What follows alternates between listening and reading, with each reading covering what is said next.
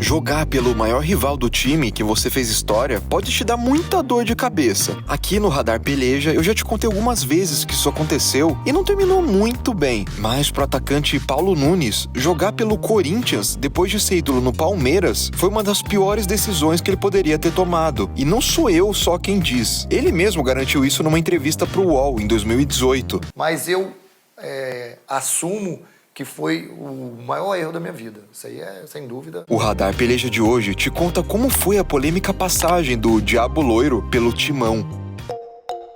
Junho de 99, estádio do Morumbi. Palmeiras e Corinthians faziam um jogo de volta da final do Campeonato Paulista daquele ano. O Corinthians tinha vencido por 3-0 na ida. E com o 2-2 no placar no segundo jogo, a menos de 15 minutos do apito final, o título já parecia garantido. Foi nessa hora que o Edilson Capetinha, atacante do Corinthians que tinha acabado de fazer o gol de empate, teve uma ideia. Mas pera, antes, se você não se lembra muito bem do que estava rolando naquela época, ou ainda não era nascido em 99, eu preciso te dar alguns contextos. A final do Paulistão estava rolando num domingo, dia 20 de junho, mas na quarta-feira, dia 16, o Palmeiras tinha vencido a sua primeira Libertadores contra o Deportivo Cali, em casa. Entre a quarta e o domingo, tinha muito palmeirense feliz da vida com o título continental. E sabendo que reverter o resultado no Paulistão seria muito difícil, alguns torcedores estavam diminuindo a importância do estadual. Tudo isso veio à cabeça do Edilson quando a bola chegou no pé dele aos 30 do segundo tempo naquela final. E aí começaram as embaixadinhas. O Palmeiras tá cansado, já tá andando, o Evair tá andando, o Oséias tá andando, o Paulo Nunes tá andando, já faz uns 10 minutos que tá essa situação. Agora... Olha aí, vai fechar o tempo. Não podia ter feito isso o Edilson. Não podia ter feito isso. O Edilson fez lá uma graça. O Júnior agrediu, o Paulo Nunes foi pra cima. Jogadores do Palmeiras correm desesperados ali atrás do Edilson. Ficou feio. Era tudo que não podia acontecer. Era o Marcos, chega, era tudo que não podia acontecer. A rivalidade tá no ar. Um dos protagonistas daquela briga generalizada foi justamente Paulo Nunes, que tentou como pôde acertar o corintiano. O árbitro Paulo César de Oliveira, escoltado pela polícia, encerrou a partida ali mesmo e deu o título pro Corinthians. Na saída do campo, Paulo Nunes ainda cutucou os campeões. Faltou respeito. Nós não temos culpa que eles não ganharam a Libertadores. Fica com o Paulistinha aí que eles merecem. Esse talvez tenha sido o seu maior conflito direto com a torcida alvinegra, mas não foi o único. Era comum ver o Diabo Loiro provocando os rivais sempre que ele tinha uma chance. Tipo quando ele comemorou um gol com a máscara da tiazinha.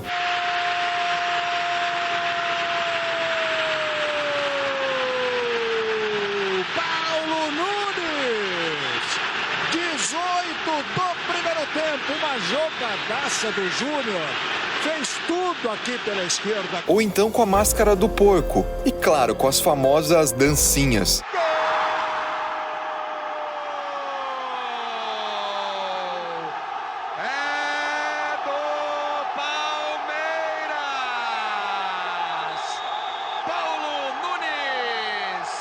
Palmeiras 3, Corinthians 0.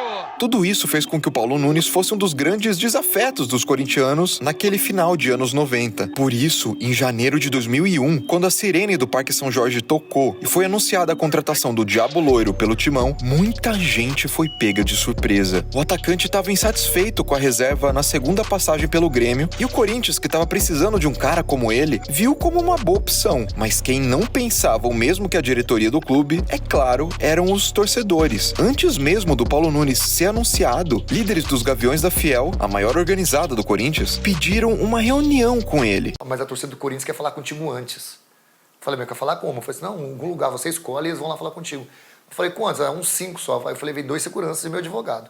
Entrei ali na 23 de maio, naquela churrascaria, né, que vai pro Porto. Entrei ali, tô sentado lá com um segurança meu aqui, o outro tava em pé lá no canto e o meu advogado aqui. Começa a entrar uns 60 torcedores do Corinthians, gritando.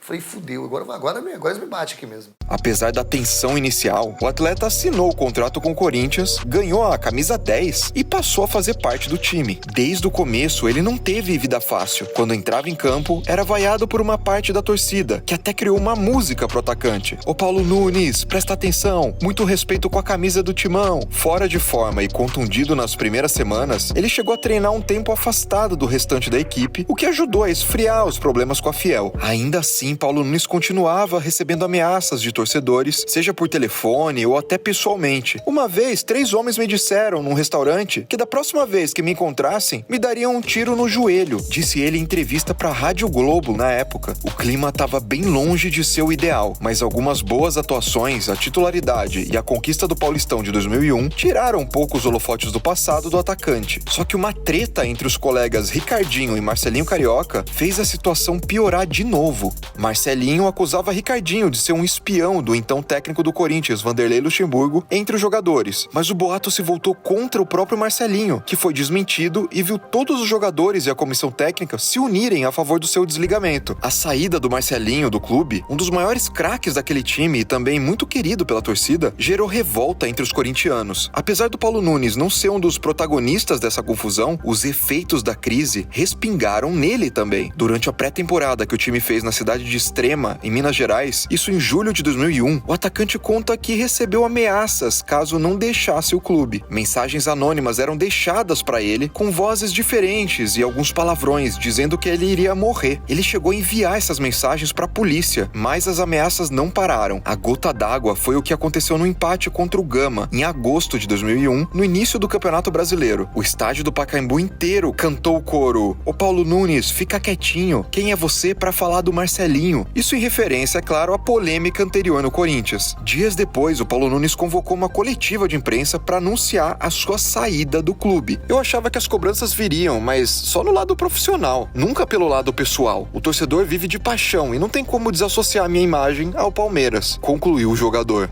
Depois da sua saída do Corinthians, tentou assinar com o Flamengo, mas o técnico Lula Pereira barrou a contratação. O ex-jogador, que hoje é comentarista do Grupo Globo, não esconde o arrependimento por esse capítulo da sua carreira. Eu sempre digo isso e repito, não é pela instituição Corinthians, que eu respeito e sempre respeitei. Tanto que fui jogar lá, né? Tanto que tive a coragem de enfrentar tudo aquilo que eu imaginei que eu fosse enfrentar. Se eu tivesse refletido direito, por tudo que eu fiz pelo Palmeiras, pro ídolo que eu sou no Palmeiras, né? E por tudo que eu fiz contra o Corinthians. Porque eu digo isso, sempre repito. Se eu fosse um corintiano, como a maioria dos corintianos são, e o Paulo Nunes estivesse lá e estava vindo pro meu clube, eu também, como corintiano, não gostaria. Foi um erro. Cada um tem seu erro, eu admito isso.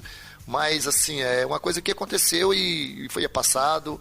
Mas que eu me arrependi, isso é um fato que todo mundo já sabe. E você, também acha que foi um erro o Paulo Nunes ter vestido a camisa do Corinthians? Algum jogador do time que você torce já vestiu a camisa do clube rival? Bom, se eu fosse jogador, acho que eu fugiria dessas polêmicas e evitaria o rival. E você? Comente aqui embaixo, inscreva-se no Peleja e até o próximo Radar.